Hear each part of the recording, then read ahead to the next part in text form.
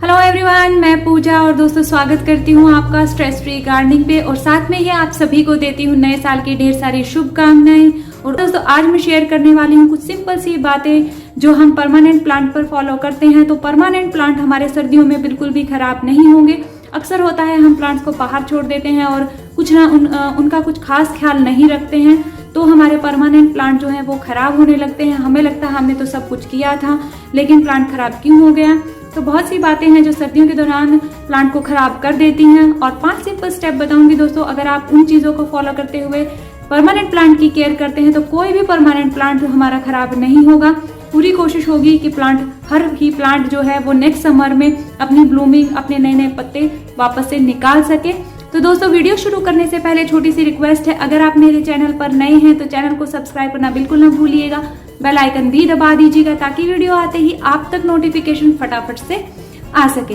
तो चलिए दोस्तों शुरू करते हैं आज का वीडियो। तो सबसे पहले स्टेप सर्दियों में परमानेंट प्लांट को बचाने का यही आता है दोस्तों कि उन्हें आप शेड एरिया में ले आइए जहां पर उनके ऊपर कोहरा ना गिरे, क्योंकि कोहरा प्लांट को खराब कर देता है। उसकी पत्तियां पीली पड़ने लग जाती हैं और इसकी वजह से भी जो प्लांट है वो और ज्यादा शॉक में चला जाता है। बहुत ही वो खालीपन उस प्लांट में आपको देखने को मिलेगा जो प्लांट बाहर होता है। तो आप कोशिश कीजिए कि उनको थोड़ी शेड दे, लेकिन ब्राइट लाइट उनको मिलती रहनी चाहिए। थोड़ी बहुत सन भी दे सकते हैं तो सन भी दीजिए। और हम इतनी स्पेस हमारे पास नहीं है कि हम प्लांट्स को जो है वो शेड में कर सके, तो आप सिंपल सा एक काम कर सकते हैं।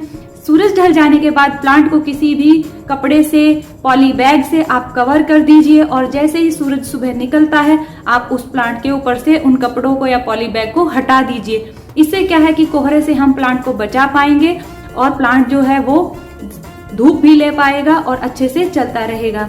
उन्हें इंडोर नहीं कर पाते हैं तो मल्चिंग जरूर कीजिए। आप मल्चिंग के लिए न्यूज़पेपर यूज कर सकते हैं, सूखी पुरानी पत्तियां यूज कर सकते हैं। तो दोस्तों ये सिंपल स्टेप है कोहरे से प्लांट को बचाने का, आप जरूर फॉलो कीजिएगा।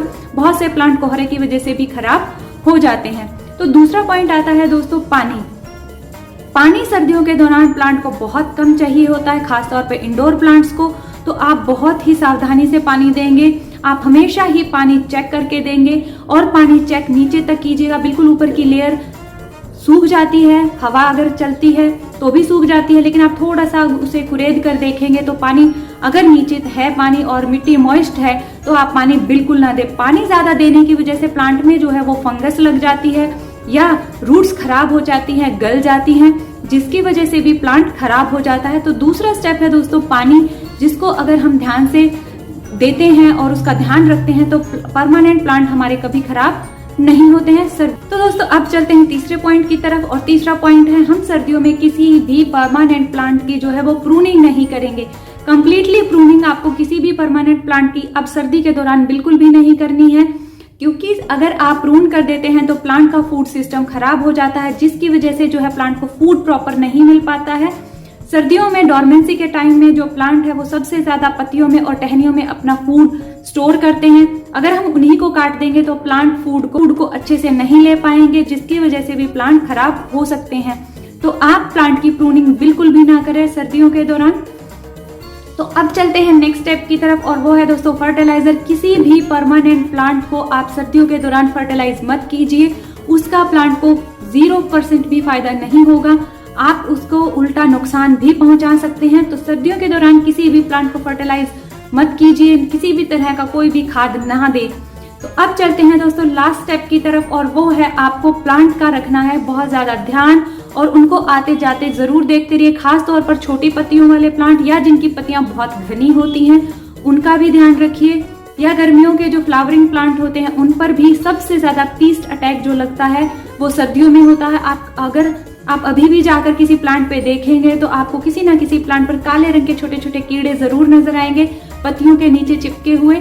तो अगर आपको नजर आते हैं उनको हटाइए, उनको किसी भी तरीके के सॉल्यूशन से साफ कीजिए। कोई भी अच्छा कीटनाशक आप यूज कीजिए प्लांट पर, कोई प्रॉब्लम नहीं होगी। तो इस तरीके से आपको पीच से भी प्लांट को बचाना है, क्योंकि वो वजह से भी जो है वो प्लांट खराब हो जाते हैं और जब उनकी मात्रा बहुत ज्यादा हो जाती है तो उन्हें कंट्रोल करना बहुत मुश्किल हो जाता है और बहुत से फ्लावरिंग प्लांट भी हमारे इस वजह से खराब हो जाते हैं, वो हर ही पत्ती पर नजर आ जाते हैं। आप ये चीज सर्दियों के प्लांट पे भी देखेंगे। सर्दियों के जितने भी फ्लावरिंग प्लांट है आप कोशिश कीजिए उनको भी चेक करते रहिए, क्योंकि उन पर भी सबसे ज्यादा जो है वो काले रंग के कीड़े अटैक करते हैं, पीस्ट अटैक करते हैं और स्पाइडर माइट्स भी आपको देखने को मिल सकते हैं। तो आप 15 दिन में 20 दिन में किसी भी अच्छे कीटनाशक का प्रयोग अपने प्लांट पर करते रहिए, जिसकी वजह से जो है प्लांट पर पहले ही आप प्रोटेक्ट कर लेते हैं, कीड़े लगने ही नहीं देते हैं, तो प्लांट भी आसानी से बचा रहता है, उसको कोई प्रॉब्लम नहीं होती है, कोई एक्स्ट्रा स्ट्रेस उस पर नहीं आता है। तो आपको ये लास्ट स्टेप जरूर फॉलो करना है दोस्तों। अपने प्लांट्स को आते जाते जरूर देखना है कि उन पर किसी भी तरह के कीड़े ना लगे हों।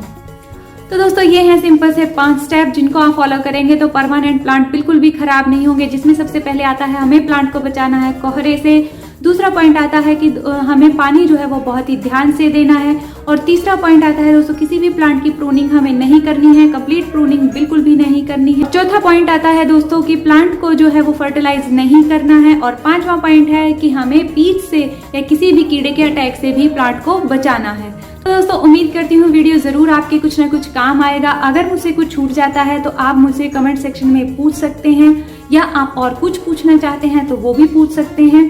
तो दोस्तों मिलते हैं अगले वीडियो में, तब तक के लिए अपना बहुत सारा ध्यान रखिए, खुश रहिए, bye bye, happy new year.